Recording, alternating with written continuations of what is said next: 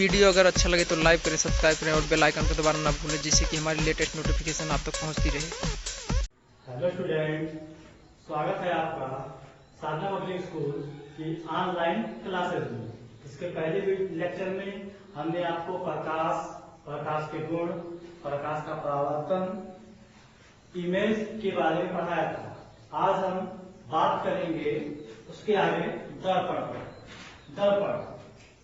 दर्पण 2 टाइप के होते हैं। एक होता है आपका समतल दर्पण और एक होता है आपका गोलीय दर्पण। ठीक, समतल दर्पण, गोलीय दर्पण। समतल दर्पण किसे कहते हैं? ऐसा दर्पण जिसका परावर्तक तल समतल होता है, उसे हम कहते हैं समतल दर्पण। एक वर्ड हमने बोला परावर्तक तल, हमने बोला परावर्तक तल। परावर्तक तल क्या होता है? परावर्तक तल वह तल होता है जिससे प्रकाश की किरणें टकराकर वापस आती हैं, या जिससे टकराने पर उसका परावर्तन होता है, इसी को कहते हैं परावर्तक तल। तो यहाँ पर आपका परावर्तक तल ये है, ये परावर्तक तल है। और जब इसी परावर्तक तल कहता है आपका बिल्कुल समतल है, इसलिए इसको हम कहते हैं समतल दर्पण। अब हम बात करेंगे समतल दर्पण पर बनने वाला प्रतिबिंब कैसा बनेगा, उसके बारे में हम लोग बात करते हैं। समतल दर्पण पर प्रतिबिंब का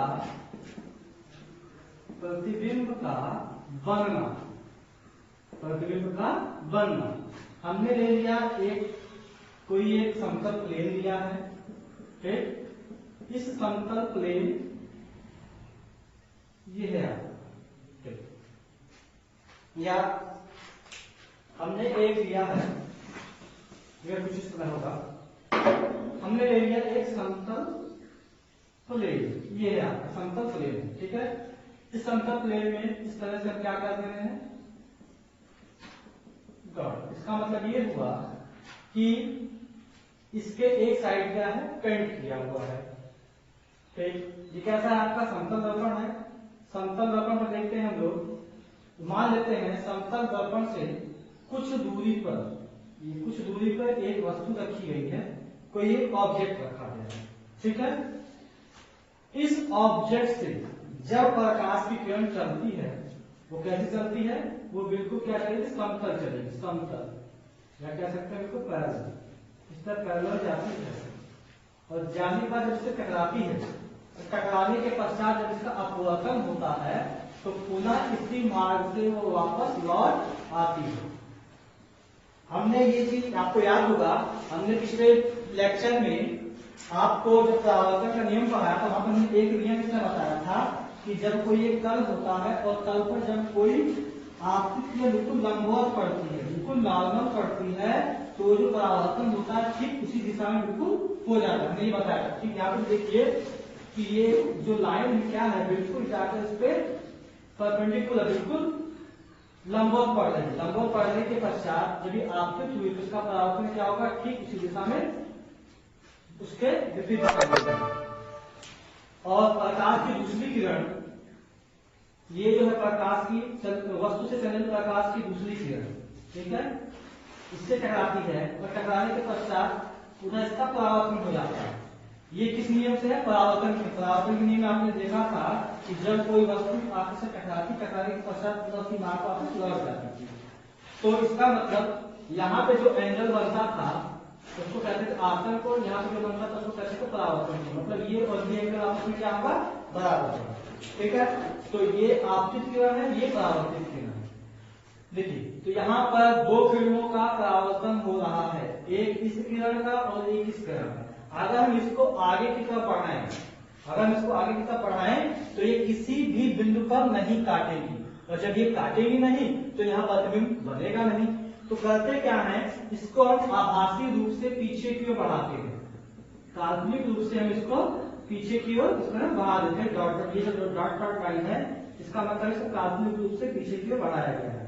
इसे पीछे की बढ़ा देते हैं और जब बढ़ाते हैं तो देखते हैं ये किसी एक बिंदु पर काटता हुआ प्रतीत हो रहा है। जिस बिंदु पर काटता हुआ प्रतीत होता है उससे हम क्या करते हैं, इससे एक लंब खींच लेते हैं। अब ये जो बना, ये आपका वस्तु है, ये आपकी वस्तु हो गई और ये इस वस्तु का क्या है, ये प्रतिबिंब है। ये क्या है, इस वस्तु का प्रतिबिंब है। ठीक है, अब हम इसके बारे में कुछ पॉइंट देखते हैं।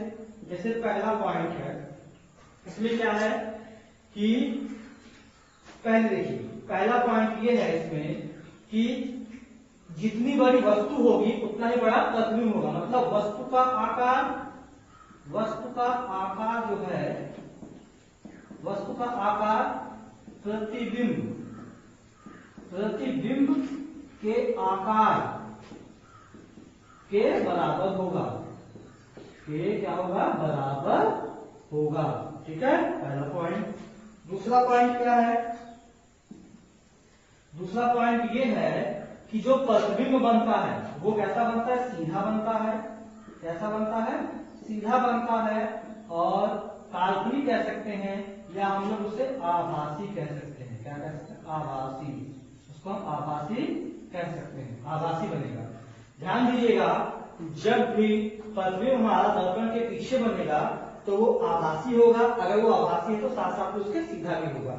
कैसा है, आभासी है और सीधा है। अगला पॉइंट है उसका कि तीसरा पॉइंट कि इस दर्पण से, ध्यान दीजिएगा, इस दर्पण से इस वस्तु की जो दूरी है, ये दूरी, वो भी इसी दर्पण से ये दूरी, ये दोनों दूरियां क्या होंगी, बराबर। मतलब कहने का मतलब ये है कि समतल दर्पण से वस्तु की दूरी और समतल दर्पण से प्रतिबिंब की दूरी दोनों आपस में बराबर होगी।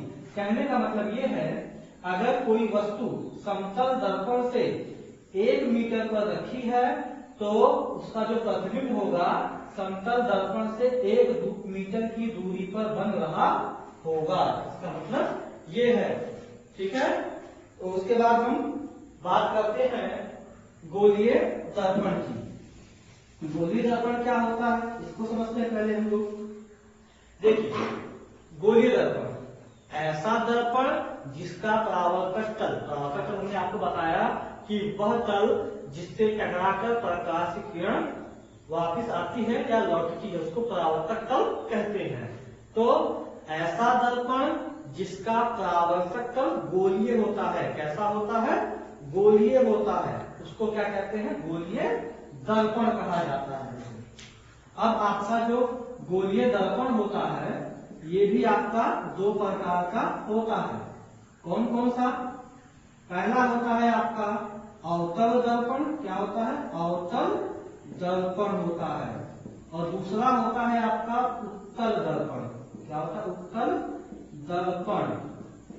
अवतल दर्पण को कॉन्केव मिरर कहते हैं, उत्तल दर्पण को कॉन्वेक्स मिरर कहते हैं। अब अवतल दर्पण कहते किसे हैं उसको समझते हैं। देखिए, अव का मतलब होता है धसा हुआ। क्या होता है, धसा हुआ या दबा हुआ।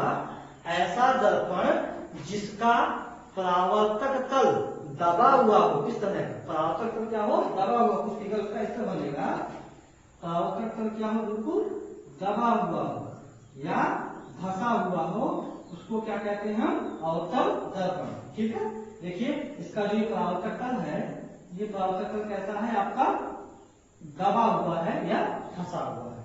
अब हम बात करते हैं उत्तल दर्पण की। उत्तल दर्पण किसे कहते हैं, ऐसा दर्पण, देखिए उ, अगर हम इसके शब्द से देखें, उ माने होता है उभरा हुआ। क्या होता है, उभरा हुआ।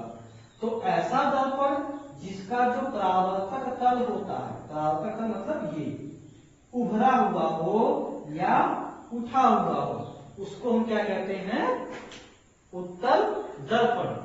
इसका एग्जाम्पल आप घर में भी देख सकते हैं। घर में आप अगर चम्मच ले, चम्मच का जो सामने वाला भाग होता है वो दबा हुआ होता है, वो किसका एग्जाम्पल बताता है, वो अवतल का बताता है। अगर उस चम्मच को इस तरह उल्टा कर दें, इस तरह कर दें, अगर इधर से देखें तो वो उभरा हुआ होता है, वो किसका एग्जाम्पल बताता है, आपका उत्तल दर्पण का। तो गोलीय दर्पण किसे कहते हैं, गोलीय दर्पण ऐसा दर्पण जिसका परावर्तक तल दबा हुआ होता है फंसा हुआ होता है उसको हम कहते हैं अवतल दर्पण। उत्तल दर्पण किसे कहते हैं? ऐसा दर्पण जिसका परावर्तक तल जो है वो उभरा हुआ होता है, उसको हम कहते हैं उत्तल दर्पण। देखिए फिर अगला टॉपिक है गोलीय दर्पण से संबंधित परिभाषाएं, जिसमें हमको पढ़ना है पहला टॉपिक ध्रुव, फिर उसके बाद हमको पढ़ेंगे वक्रता केंद्र, फिर पढ़ेंगे वक्रता त्रिज्या, फिर पढ़ेंगे मुख्य अक्ष, फिर पढ़ेंगे फोकस, फिर इसी तरह पढ़ेंगे फोकस दूरी।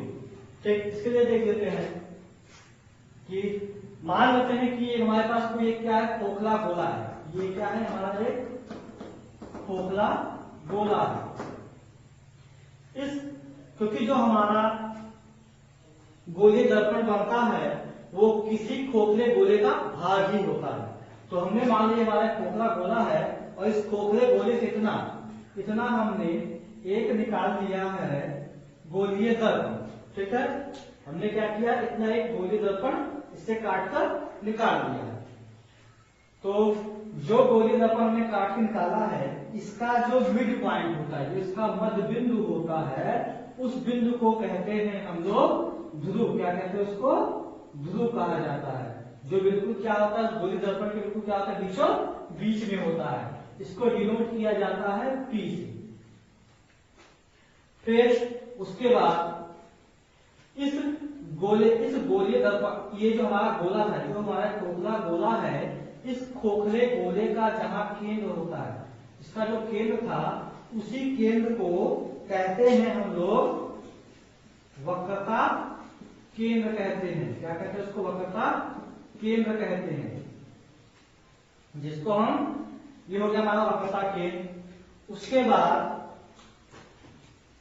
इस वक्रता केंद्र और इस खोखले, ये जो हमारा गोलीय दर्पण है, गोलीय दर्पण की जो बाउंड्री है, इस बाउंड्री को मिलाते हैं। मतलब वक्रता केंद्र से इस गोलीय दर्पण की जो बाउंड्री है P, यहाँ इसको जो मिलाया जाता है, तो जो ये आता है इसको कहते हैं हम लोग वक्रता त्रिज्या। क्या कहते हैं? वक्रता, इसको कहते हैं हम लोग वक्रता त्रिज्या कहते हैं, जिसको हम R से डिनोट करते हैं। किससे करते हैं? R से डिनोट। तो इस वक्रता केंद्र को हम C से डिनोट करते हैं। ठीक, उसके बाद इस ध्रुव वक्रता केंद्र से होकर जाने वाली रेखा, ध्यान दीजिएगा, वक्रता केंद्र ध्रुव से होकर जाने वाली इस रेखा को हम कहते हैं मुख्य अक्ष। क्या कहते हैं? इसको कहते हैं हम लोग मुख्य अक्ष कहते हैं। उसके बाद वक्रता केंद्र और ध्रुव के बीच बिल्कुल मिड पॉइंट पर जो बिंदु होता है, उस बिंदु को कहते हैं फोकस बिंदु कहते हैं। इसको कहते हैं फोकस बिंदु, उसको कहते हैं फोकस। ठीक है, जिसको हम कैपिटल F से डिनोट करते हैं। उसके बाद इस फोकस और ध्रुव के जो बीच की दूरी होती है, उसको कहते हैं हम लोग फोकस दूरी। क्या कहते हैं उसको? हम लोग फोकस दूरी कहते हैं, जिसको हम लोग स्मॉल f से डिनोट करते हैं। एक बार ऐसे देख लेते हैं पूरा कि हमारा जो गोलीय दर्पण होता है एक किसी खोखले गोले का भाग होता है। हमने ये क्या लिया था, हमने एक गोला लिया और इस गोले से हमने एक गोलीय दर्पण काटा। ये जो हमारा ब्लैक है, ये हमारा मान से क्या है, गोलीय दर्पण कटा हुआ है। फिर इस गोलीय दर्पण का जो बिल्कुल मिड पॉइंट होता है, इस मिड पॉइंट को कहते हैं ध्रुव, जिसको P से डिनोट करते हैं। इस गोलीय दर्पण या खोखले गोले का जो बिल्कुल सेंटर होता है, उस सेंटर को हम कहते हैं वक्रता केंद्र। वक्रता केंद्र से और इस गोलीय दर्पण के बाउंड्री की जो बीच की दूरी होती है, उसको कहते हैं वक्रता त्रिज्या, इसको R से डिनोट करते हैं। उसके बाद वक्रता केंद्र और ध्रुव के जो बिल्कुल बीच का पॉइंट होता है, उसको हम कहते हैं फोकस। फोकस और P के बीच की दूरी को कहते हैं फोकस दूरी। वक्रता केंद्र और ध्रुव से होकर जाने वाली रेखा कहलाती है हमारी मुख्य अक्ष। हमने बात की फोकस की। देखिए, फोकस आपका अवतल के लिए अलग होता है और और उत्तल के लिए अलग होता है। हम देख लेते हैं बारी दोनों को। अवतल में क्या होता है कि ये हमारा अवतल का फिगर है, ये क्या है, कौन सी लाइन है, ये ध्रुव है, इसको क्या कहते हैं, मुख अक्ष कहते हैं। ठीक है, तो देखिए मुख अक्ष के समांतर चलने वाली प्रकाश की किरण इस तरह, प्रकाश के बहुत सारे चलेंगे इस तरह।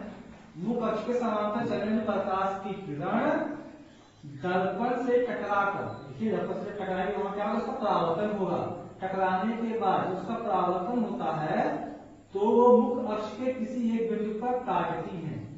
जैसे देखिए कि मुख अक्ष के समांतर चलने वाली प्रकाश की किरण दर्पण से टकराने के पश्चात परावर्तित किरण मुख अक्ष के जिस बिंदु पर काटती है उस बिंदु को हम कहते हैं अवतल।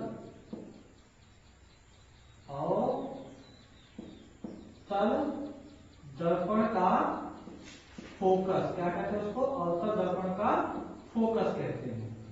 ठीक उसी प्रकार उत्तल के लिए देख लेते हैं हम लोग। उत्तल में क्या होता है, कुछ इस तरह, उत्तल का भी आप लोग देखें इस तरह बनता है।